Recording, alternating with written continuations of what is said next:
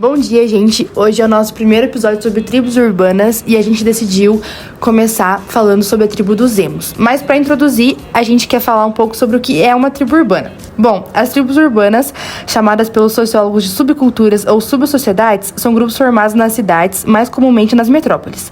Esses grupos compartilham hábitos, valores culturais, estilos musicais e ideologias políticas semelhantes. No geral, esse fenômeno surge na necessidade dos jovens de se agruparem, pertencerem ao grupo e criarem uma identidade. Destacam-se hábitos, condutas, pensamentos, filosofias, vocabulário, preferências musicais, políticas, religiosas, maneira de se vestir, dentre outros. Agora, Ana Zê vai introduzir um pouco sobre os emos, que é o tema de hoje. Então, os emos, Ana C, eles entram nessa definição de tribo e subcultura urbana, né? Porque eles rejeitam uma sociedade baseada em esfera superficial e comercial que, na visão deles, oferece só uma injustiça aos seus habitantes. Muita gente considera que essa subcultura se tornou uma moda, só que existem jovens que não seguem as ideologias, porque todas as tribos urbanas têm ideologia, né? E os emos não são diferentes. Falando em ideologia, Nancy, eles têm algumas que são mais fortes e eu vou citar aqui. Entre as ideias que consistem no fundamento da subcultura emo, a gente pode destacar a igualdade de gênero, que eles prezam, eles querem que homens e mulheres sejam iguais, e o apoio aos LGBTs. Eles também desprezam a igreja como uma instituição. Eles não professam nenhuma religião e não acreditam em deuses. A cultura emo, ela é um subgênero do punk, eu diria. Só que com a letra mais triste, mais... A galera é mais depressiva lá, né? Pô, tem mais ênfase na tristeza, na melancolia, essas coisas. E surgiu na década de 80, né? Tem que considerar isso também, porque nasceu em Washington, nos Estados Unidos. E teve a banda Roots of Spring como principal precursor desse movimento, né? E ela apresentou um álbum em 1985, que chamava Rites of Spring, e diferia o punk, fazia parte do gênero post-punk, chamado de post-hardcore, acho que era. Agora falando um pouco das características dos emos, eles são bem peculiares, assim, na aparência, no comportamento. São geralmente jovens, assim, de 12 a 20 anos, e de classe média ou alta, e eles têm uma visão que eles são incompreendidos pelo mundo e pela sociedade como um todo. Os emos também têm como característica o estado melancólico. Eles vivem num estado de depressão constante. Como consideram um mundo prejudicial e desprezível, eles se sentem infelizes por estarem nesse contexto e expressam um profundo desespero ao considerar que não podem fazer nada para reverter essa realidade. Eles acreditam que não podem ser felizes vivendo em um contexto como aquele em que vivem e que não têm motivos para se animar. Vivem um estado de infelicidade permanente.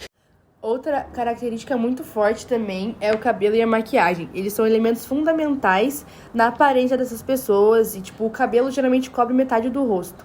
Por exemplo, Nancy, se você tá na rua e você encontra uma pessoa toda de preto, porque geralmente eles usam essa roupa preta para trazer o sentimento de melancolia e tristezas e trevas e depressão e tal, você olha, você consegue ver as características e você consegue deduzir que a pessoa é emo.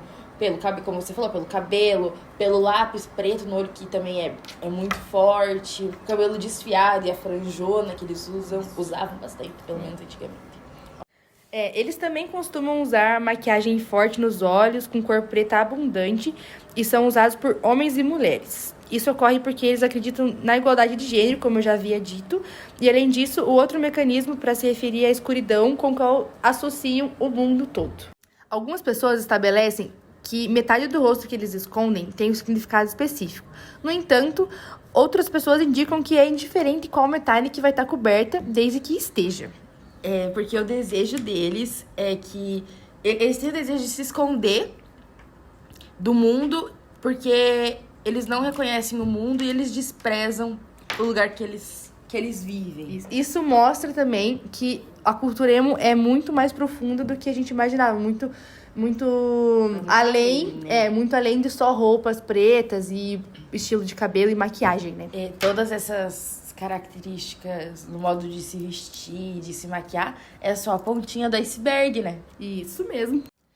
E continuando falando da aparência deles, muitos usam sapato com plataforma para parecerem mais altos e mais magros do que eles realmente são. E alguns psicólogos vinculam essas pessoas a terem uma predisposição à anorexia, mesmo que não tenha sido estabelecida uma característica presente nos emos, mas é bastante comum. A cor que eles sempre usam são especificamente preto e rosa, igual Blackpink, né? Eu acho que elas são emas. Eu tô achando também. E atualmente, no TikTok, no Instagram, mas mais no TikTok, começou a surgir os e-boys e as e-girls, que não dá pra ser considerado uma vertente, porque eles não têm uma ideologia, eles não têm essa ideologia. Essas e-girls e os e-boys, eles basicamente são a mesma coisa que os emos, tipo, a maquiagem é bem parecida também. A única diferença é no cabelo, que eles não usam mais aquela franjona, é mais cabelo colorido, assim. O Chase Hudson, que é o Lil Huddy, que namorava a Charlie, TikTok lá e tal, ele era muito e-boy. Ele ainda é, assim, um pouco, mas, tipo, lá em 2020 era muito... Tava muito no hype. Era muito mais forte. Então... Até por isso que a gente não pode considerar uma vertente, porque, como eu falei, não é tanto uma ideologia, eles surgiram mais pela moda mesmo, né? Pela ideia do hype ali em cima da moda emo, que, tipo, as pessoas até falavam que o emo tá voltando, mas é bem diferente, assim. E eu percebo, assim, que também eles gostam muito... Eles continuam com essa coisa de melancolia. E girl e boy, tipo... Sim. A Luísa Freitas, que deu uma entrevista falando que saiu uma matéria no Fantástico em 2005 sobre o emocore que ressaltou muito os estereótipos do emo, que era só botar franja na cara, um monte de piercing, viver grudado na chapinha e pronto, tu é um emo e acabou. Sendo que pra ela é algo bem mais que isso. O preconceito ele existia tanto nas vertentes do rock, porque eles condenavam os emos, e até as bandas do movimento não gostavam disso porque elas não queriam ser associadas a esse estilo em geral, né? Mas eles não pertenciam às bandas que eles eram associados, assim. Esses grupos eles pertenciam mais à estética emo, que foi vendida pela mídia, do que ao gênero musical em si. O termo ele era visto como pejorativo também por estar relacionado à homofobia, por exemplo, porque homem emo escutava muito comentário relacionado à sexualidade deles, porque eles eram meninos mais sensíveis, que choram, que usam roupa colada, alisa a franja, passam maquiagem, e parte do movimento emo são necessariamente gays. E o documentário Nem Tudo Acaba Tem Final também evidencia a questão da estigmação do movimento emo no cenário brasileiro. Pois é, mas então, foi isso. Esse é o nosso podcast. E obrigado por ouvir até aqui o nosso resumo sobre tribos urbanas e o que são os emos.